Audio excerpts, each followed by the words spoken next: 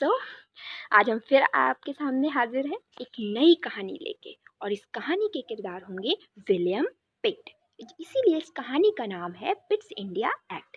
Actually होता ये है कि आप लोगों को मूवी की स्टोरी तो बहुत जल्दी याद हो जाती है, लेकिन अगर पढ़ाई की बात की जाए तो पढ़ाई की बात तो बिल्कुल याद ही नहीं रहती। कौन सा एक्ट कब आया, कौन सा युद्ध कब लड़ा गया, ये आई थिंक याद ही नहीं रहते होंगे आप सभी को, मैं सब जानती हूँ। इसीलिए अब हम लोग अपने पॉलिटी सेक्शन को स्टोरी में कनेक्ट करके पढ़ रहे हैं। पहली स्टोरी हम लोगों ने कौन सी पढ़ी थी, 1773 की पढ़ी थी। फिर हम लोगों ने कौन सी स्टोरी पढ़ी थी, ड्रॉबैक्स ऑफ 1773 पढ़ा था। उसके बाद हम लोगों ने क्या पढ़ा था, सेटलमेंट एक्ट पढ़ा था। और आज हम लोग जो स्टोरी पढ़ने जा रहे हैं वो स्टोरी है पिट्स इंडिया एक्ट की 1784 की। और इसके जो बहुत प्यारे से किरदार हैं वो हैं हमारे यंगेस्ट विलियम पिट। ये आप देख रहे हैं ना, विलियम पिट को कितना स्वीट सा चेहरा है इनका। तो क्या हुआ था कि रेगुलेटिंग एक्ट के बारे में आप सभी को पता है ना, मैंने काफ़ी डिटेल में आपको ये सब चीज़ें बताई थी कि रेगुलेटिंग एक्ट जब पास हुआ था उसके बाद गवर्नर जनरल वॉरेन हास्टिंग और एलिजा एम्फे जो कि कोर्ट के न्यायाधीश थे उनके बीच में बहुत लड़ाई झगड़ा हुआ, जिससे क्या हुआ कि सेटलमेंट एक्ट लाने की नौबत पड़ गई। लेकिन सेटलमेंट एक्ट जो 1781 में आया था उसके बाद भी कुछ कमियां रह गई। अब इन कमियों को कैसे दूर किया जाए ये एक बहुत बड़ा क्वेश्चन था। तो इसलिए क्या होता है, अब कहानी में एक ट्विस्ट आता है। अब कहानी में ट्विस्ट कैसे आता है कि सन 1780 में, सन ध्यान रखिएगा और एक स्टोरी की तरह पढ़िएगा, एक कहानी है। और ये कहानी किसकी है, पिट्स इंडिया एक्ट 1784 की। और इस एक्ट में एक जो किरदार है उनका नाम है विलियम पिट। तो 1784 में क्या होता है, 1780 में क्या होता है, विलियम पिट की एंट्री होती है ब्रिटिश पार्लियामेंट में। अब ये जो विलियम पिट होते हैं ये 1780 में पार्लियामेंट में एंट्री करते हैं और 1783 में ये ब्रिटेन के यंगेस्ट पीएम बन जाते हैं। ठीक है, तो विलियम पिट की एंट्री कब हुई थी, 1780 में, और 1783 में ये ब्रिटेन के यंगेस्ट पीएम बन जाते हैं। और जब इन्हें पता चलता है कि अच्छा इंडिया में इस तरह की समस्याएं हैं तो उन्होंने कहा नहीं ठीक है, अब हम लोग एक एक्ट पारित करते हैं जिनसे इन समस्याओं को दूर किया जा सकता है। और इसीलिए इन्होंने एक एक्ट पारित किया जिसको हम लोग बोलते हैं 1784 का पिट्स इंडिया एक्ट। अब आपको समझ में आया ना कि इस कहानी में को पिट्स इंडिया एक्ट क्यों कहते हैं, क्योंकि ये किसके कार्यकाल में पारित हुआ था, एक्ट विलियम पिट के। अब आइए देखते हैं कि इस पिट्स इंडिया एक्ट के प्रावधान क्या क्या थे और इन्होंने क्या क्या चेंजेस किए थे। जैसे कि 1773 में हम लोगों ने ये देखा था कि governor general of Bengal, governor के जो बंगाल के गवर्नर थे उसको गवर्नर जनरल ऑफ बंगाल बना दिया गया था। और उनके नीचे 4 लोगों की एक काउंसिल बनाई गई थी, याद है ना आपको, 4 लोग थे वहाँ पे। अच्छा, वहाँ पे क्या प्रॉब्लम हो रही थी ये समझने के लिए आपको, जब हमने ड्रॉबैक पढ़ाए थे तो आपको याद होगा कि मैंने बोला था आपसे कि जब 4 लोग होते थे और एक गवर्नर जनरल होता था तो कुल मिला के 5 लोग वोट करते थे। अब जब ये 5 लोग वोट करते थे, अब समझिएगा 5 लोगों में अगर 3 लोगों ने ये कह दिया नहीं नहीं नहीं ये बिल, 4 लोगों ने कह दिया ये बिल पारित नहीं होगा और सिर्फ गवर्नर जनरल कह रहा है कि नहीं नहीं नहीं ये बिल पारित होगा, तो ये क्या होता था, ओवरऑल बिल पारित नहीं हो पाता था, पास नहीं हो पाता था। ये एक बड़ी समस्या थी। देख रहे हैं ना आप इस पेज को, governor general of Bengal Warren Hastings कितने परेशान से नजर आ रहे हैं। तो क्या किया विलियम पिट ने, कहा कि नहीं नहीं अब हम लोग ऐसा करते हैं, इनकी काउंसिल के जो सदस्य हैं उनको ही कम कर देते हैं। अब आप देख रहे हैं ना कि जहां 1773 में जहां 4 लोगों की काउंसिल होती थी, वहीं 1784 में अब गवर्नर जनरल की हेल्प करने के लिए काउंसिल में कितने सदस्य हो गए, 3 सदस्य हो गए। ठीक, अब 3 सदस्य तो हो गए, तो क्या हुआ कि एक गवर्नर जनरल और 3 सदस्य, कुल मिला के 4 लोगों को अब वोटिंग करनी थी। ठीक, पहली चीज।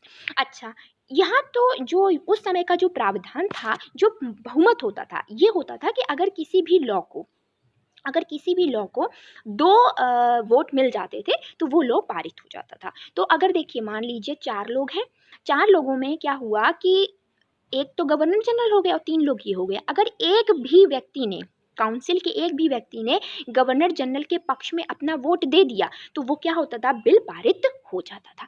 तो इससे क्या हुआ कि गवर्नर जनरल की शक्ति थोड़ी सी काफ़ी मजबूत हो गई। अब और एक चीज़ और भी इसमें की गई कि गवर्नर जनरल को वीटो पावर दी गई। वीटो पावर मतलब क्या है कि अगर गवर्नर जनरल ये समझ रहा है कि नहीं, एक लोग मेरे साथ हैं, कुल मिला के 2 लोग मेरे अगेंस्ट में हैं और 2 लोग मेरे सपोर्ट में हैं, तो गवर्नर जनरल को ये अधिकार था कि यदि उसे ये लगता है कि वो बिल सही है तो वो पास कर सकता था। तो इस तरह हमने ये देखते हैं कि गवर्नर जनरल की काउंसिल को कम कर दिया गया। पहले कितने लोग थे, 4, अब कितने लोग हो गए, 3।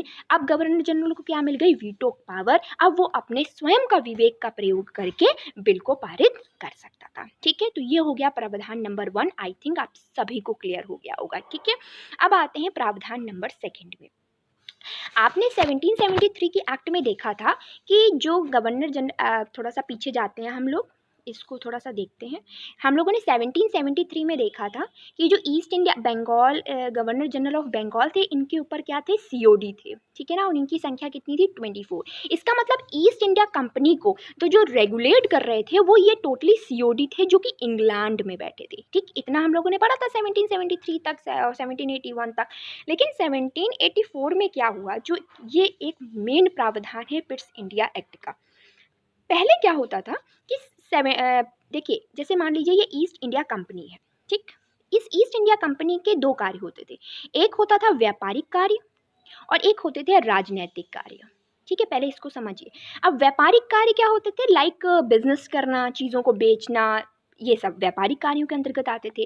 राजनैतिक कार्य क्या होते थे, लाइक टैक्सेस लगाना, ठीक है, लोगों पर टैक्स लगाना, रेवेन्यू क्रिएट करना। तो समझ रहे हैं ना कि ईस्ट इंडिया कंपनी के राजनीतिक कार्य भी थे और व्यापारिक कार्य भी थे। ठीक, अब 1773 एक्ट पारित होने के तक, 1781 तक, 1784 तक इवन क्या होता था कि ये दोनों ही कार्य सीओडी देखते थे। ठीक है, सीओडी की संख्या कितनी थी, 24। मतलब क्या था, ईस्ट इंडिया कंपनी के इन दोनों कार्यों पर कंट्रोल जो रहता था वो किसका होता था, सीओडी का होता था मैं बोल रही हूँ, है नहीं। ठीक, लेकिन 1784 का एक्ट जब पारित हुआ तो एक बड़ा चेंज किया गया। और इस बड़ी चेंज में क्या किया गया कि अब बोला गया कि नहीं नहीं, ऐसा है, बहुत हौच पौच हो रही है, अब ऐसा करते हैं, थोड़ा सा डिवीजन करते हैं, थोड़ा सा क्लासीफाई करते हैं। इससे क्या होगा कि कामों को करने में आसानी रहेगी। तो जो ईस्ट इंडिया कंपनी थी उसके कॉमर्शियल वर्क को, मतलब व्यापारिक कार्यों को, व्यापारिक कार्य मतलब सामान को बेचना, खरीदना, इनके कार्यों का कहा गया कि इन कार्यों को कौन देख रेख करेगा, सीओडी करेंगे, कोड ऑफ डायरेक्टर्स करेंगे, और इनकी संख्या कितनी है, 24। देखो, संख्या में कोई भी बदलाव नहीं किया गया। बदलाव किसमें किया गया, सिर्फ उनके वर्क में। और ये भी बोला गया कि जो हमारे पॉलिटिकल वर्क होंगे, लाइक टैक्सेस लगाना है, सिविल के वर्क है, मिलिट्री है, उसको कौन रेगुलेट करेगा, बीओडी करेंगे, बोर्ड ऑफ डायरेक्टर्स करेंगे, और इनकी संख्या कितनी होगी, 6। तो समझ में आया आप लोगों को कि पिट्स इंडिया एक्ट का जो एक ये जो सेकेंड प्रावधान है, ये बहुत ही महत्वपूर्ण है, जिसमें पहली बार कंपनी के कार्यों को विभाजित कर दिया गया। पॉलिटिकल कार्य, राजनीतिक कार्यों को रेगुलेशन कोई और करेगा, और व्यापारिक कार्यों का रेगुलेशन कोई और करेगा। ठीक है, व्यापारिक कार्यों का रेगुलेशन कौन करेगा, सीओडी करेंगे, और राजनीतिक कार्यों का रेगुलेशन कौन करेंगे, बीओडी करेंगे। तो ये हमारा था पिट्स इंडिया एक्ट का सेकेंड प्रावधान। अब आते हैं आगे क्या प्रावधान किए गए। ये भी एक बहुत महत्वपूर्ण प्रावधान है, ये आप देख रहे हैं ना, ये है ईस्ट इंडिया कंपनी और ये है बीच में हमारा प्यारा भारत। ईस्ट इंडिया एक्ट में जो सबसे बड़ा प्रावधान किया गया वो ये कहा गया कि देखिए, लिखा है ना, east India company territorial position now called British position in India. मतलब क्या है कि ईस्ट इंडिया कंपनी के जितने भी अधिकार के क्षेत्र हैं भारत में, उन सभी को अब क्या कहा जाने लगा, ब्रिटिश अधिपत्य के क्षेत्र कहे जाने लगे। कि मतलब अब जितने भी ब्रिटिश अधिपत्य के क्षेत्र कहे जाने लगे, कि जितने भी क्षेत्र ईस्ट इंडिया कंपनी के पास होंगे, उन क्षेत्रों को अब ब्रिटिश सरकार के अधिपत्य का क्षेत्र कहा जाएगा। तो आई थिंक अब आपको समझ में आया। एक बार रिवाइज कर लेते हैं कि पिट्स इंडिया एक्ट के जितने भी प्रावधान थे, ताकि आपको बिल्कुल भी कभी दिमाग से ये कहानी निकले ही नहीं। तो एक कहानी थी जिसके किरदार कौन थे, विलियम पिट थे। समझ में आ रहा ना, ये विलियम पिट थे। इनकी एंट्री हुई थी ब्रिटिश पार्लियामेंट में 1780 में। 1783 में ये ब्रिटिश के यंगेस्ट प्राइम मिनिस्टर बन गए थे, सबसे युवा प्रधानमंत्री बन गए थे। इनके ही शासनकाल में 1784 में ब्रिट्स इंडिया एक्ट को पारित किया गया था। क्या क्या प्रावधान थे? पहला प्रावधान क्या था कि बंगाल की गवर्नर जनरल की काउंसिल में सदस्यों की संख्या 4 से कितनी कर दी गई? 3 कर दी गई। और यही हमारा सिनेरियो प्रांतों में भी अपनाया गया। जो प्रांतों के गवर्नर थे उनके नीचे भी काउंसिल में जो सदस्य थे उनकी संख्या भी कितनी कर दी गई? 3 कर दी गई। ये क्या था हमारा प्रावधान नंबर पहला। सेकंड प्रावधान क्या था कि अब कंपनी के राजनीतिक और व्यापारिक कार्यों को अलग अलग कर दिया गया। जो भी राजनीतिक कार्य थे उनको कौन रेगुलेट कर रहा था? बीओडी, बोर्ड ऑफ डायरेक्टर्स, जिनकी संख्या क्या थी? 6। और जो व्यापारिक कार्यों को रेगुलेट कर रहे थे वो कौन थे? सीओडी, जिनकी संख्या कितनी थी? 24 थी। तीसरा प्रावधान क्या किया गया कि ईस्ट इंडिया कंपनी के जितने भी आधिपत्य के क्षेत्र थे उनको अब क्या कहा जाने लगा? ब्रिटिश आधिपत्य का क्षेत्र कहा जाने लगा। तो आई थिंक आपको अब ये सब चीज़ें बहुत अच्छे से क्लियर हो गई होंगी।